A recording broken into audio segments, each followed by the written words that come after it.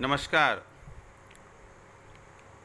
आज मैं सोचा कि थोड़ा चुनावी मुद्दा या राजनीति पर भी थोड़ा बात कर लें, क्योंकि चारों तरफ अभी चुनाव का माहौल है। तो इसी पर एक छोटी सी कहानी है, या इसको चुटकुला समझो या विनोद में समझो।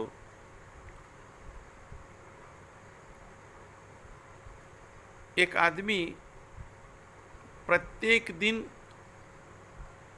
सुबह उठ करके नहा धो करके भगवान के मंदिर पर जाए और भगवान के सामने खड़े होकर के भगवान का ही वो निंदा करे और एक ही बात रोज रटे, भगवान ये तुम्हारी कैसी रचना है, तुम कैसी सृष्टि करता हो। गर्मी के समय में प्रचंड गर्मी, शरीर पसीना पसीना हो जाता है, शरीर महकता है, शरीर से बदबू आती है। बरसात के समय में बहुत बारिश होती है, फसल बर्बाद हो जाता है, लोग मुश्किल में पड़ जाते हैं, बिजनेस चलता नहीं है, पत्नी बात सुनती नहीं है, बाल बच्चे हाथ से बाहर हो गए हैं। यह बात रोज मंदिर में जाए और पूजा के वक्त वो भगवान को ये बात बोले। ये उनका नित्य अभ्यास था। मतलब शिकायत करना, सुबह से शाम तक भगवान को कोसना उसका एक धर्म था। एक दिन ठीक ऐसा ही अपना नित्य कर्मादि कर्म करके नहा धो करके मंदिर में गया और भगवान के सामने गिड़गिड़ाने लगा। भगवान तुम्हारा ये कैसी लीला है, चारों तरफ गर्मी है, शरीर पसीना पसीना हो जाता है, महकता है, बारिश होती है तो खूब बारिश होती है, बरसात के पानी घर के अंदर में घुस जाता है, लोग परेशान रहता है, फसल बर्बाद हो जाता है, दुकान चलता नहीं है, बच्चे बात सुनते नहीं हैं, पत्नी बात सुनती नहीं। ये रोज गिड़गिड़ाने लगा। भगवान स्वयं प्रकट हो गया और उसको बोला कि एक काम करो, यहाँ तुमको जब अच्छा ही नहीं लगता है तो अपना पैंट शर्ट कपड़ा लत्ता बैग वगैरह सब समेटो और मेरे साथ चलो। तुरंत बनिया बहुत चालाक था, बोला नहीं यहीं ठीक है भगवान, हम यहीं पर ठीक हैं। कुछ लोगों का ये स्वभाव में ही है, न रास्ता छोड़ेंगे, न हटेंगे, न बोलने में कुछ कमी रखेंगे। कुछ लोगों की प्रवृत्ति ही ऐसा है, ये उसके जहन में ही है। हमारे देश में भी कुछ राजनेता को मैंने फॉलो किया, मैं अच्छी तरह से उनको ऑब्जर्व किया। उन्हें खुद मालूम नहीं हम तो कभी यहाँ कभी नहीं जीतेंगे, लेकिन बोलने में कोई कमी नहीं। कभी पद यात्रा कर देते हैं, कभी जिलेबी छाकने के लिए बैठ जाते हैं, कभी जूता सिलाने में लगते हैं, कभी पानी में कूद जाते हैं। ऐसा लीला मैंने बहुत देखा और उन्हें भी पता है कि ये सब करने से कुछ होगा नहीं, मैं जीत नहीं पाऊंगा, लेकिन वे कुछ कर भी तो नहीं सकते ना। मैं हूँ, एक कहावत है ना कि शादी से पहले हर कोई बोलता है टाइगर जिंदा है, और जब शादी हो जाता है तब टाइगर की हालत खराब। शादी से पहले मैं टाइगर हूँ और शादी के बाद टाइगर बिल्कुल बर्बाद। ऐसा ही हमारे यहाँ पर भी ऐसा ही कुछ राजनेता का हालत ऐसा है। कुछ तो मुद्दा बनाना पड़ेगा कि मैं जिंदा हूँ, अभी भी मेरे रगों में, मेरे खून में ये सब बिल्कुल भरा हुआ है, लोग मुझे जाने पहचाने। इंग्लिश में एक वर्ड है, मैंने देखा था और उसको याद रखने का भी एक सहज तरीका है, assassination. The word is assassination. इसको आप 4 भाग में बांट दो, स्पेलिंग कभी नहीं गलती होगा। S I nation.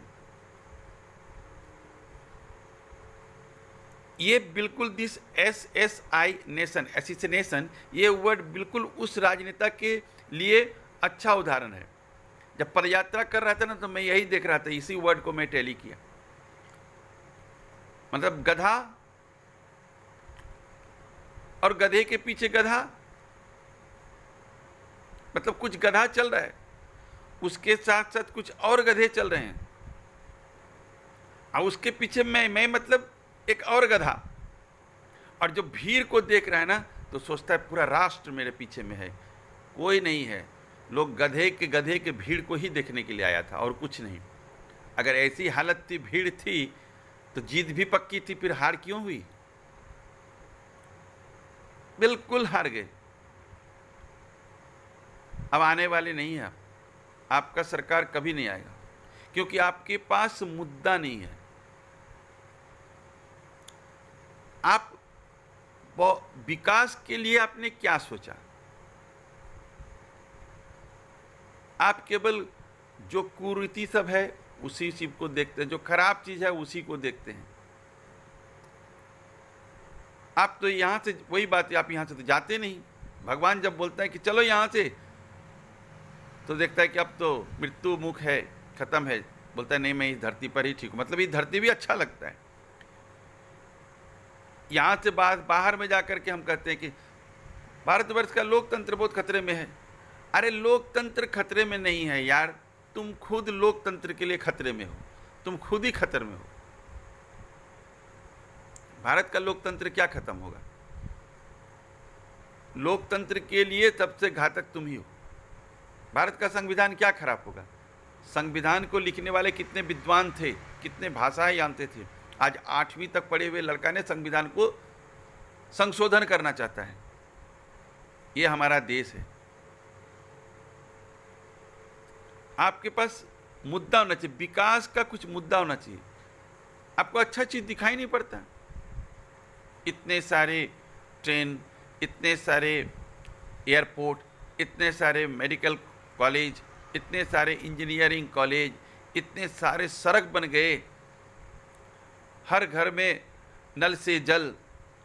मैं किसी पार्टी का प्रचार करने के लिए नहीं बैठा हूं, बिल्कुल नहीं। मैं आपको भी वोट दूंगा, सबको जो अच्छा काम करेंगे उसको वोट देंगे। कोई किसी का ठेका लेकर के थोड़े बैठा है, जो अच्छा करेगा उसी को वोट देंगे। लेकिन आपके पास कुछ, जब भी आपको देखते हैं तो मैं देखता हूं कि आपके पास कुछ मुद्दा नहीं है। वो फलाना ने कितना 1000 का घड़ी पहना है, वो कौन सा फुल पैंट शर्ट पहना है, वो देश को बेच दिया अदानी को, अंबानी को। देश तो पहले ही बिक चुका है। अभी तो जो आपने इतना देश को बेच चुका था, इतना ऋण है कि जो दीवाल घड़ी होता है ना, उसका पंडुलम का कांटा है, ऋण चुकाने के बाद भी, उस घड़ी में दम खत्म होने के बाद भी थोड़ा हिलते रहता है। अभी भी ऋण चुकाने से भी कुछ ऋण बाकी ही है हमारे सर पर। देश को तो लूट लिया आप लोगों ने। मैं कहीं पर भी किसी जगह पर नाम नहीं लूंगा, पर समझने वाले खुद समझते हैं, तीर कहीं पर, निशाना कहीं पर। अब जो हो, ये बात जिसको भी लगे। हो सकता पद यात्रा मेरे दादाजी भी किए होंगे, बहुत भीड़ हुआ होगा। मेरे दादाजी भी एक नेता थे बहुत बड़े।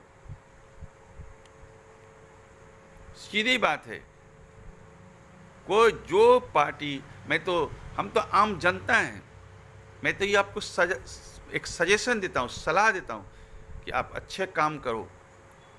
आप विकास के लिए क्या मुद्दा है, हर चीज की कीमत को घटाने का बात करो।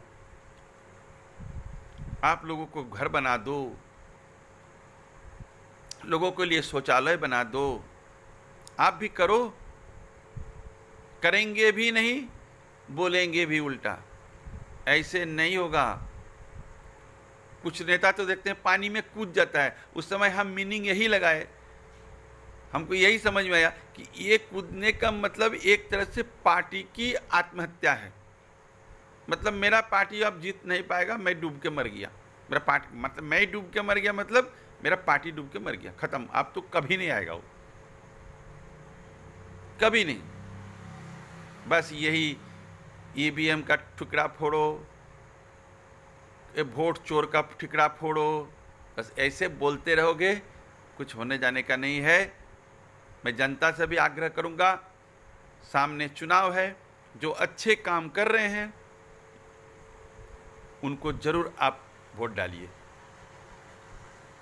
दो चंद पैसों में खबरदार आप मत बिकिए अपने आप को मत बेच डालिए। आपका एक वोट का महत्व बहुत ज़्यादा है। धन्यवाद।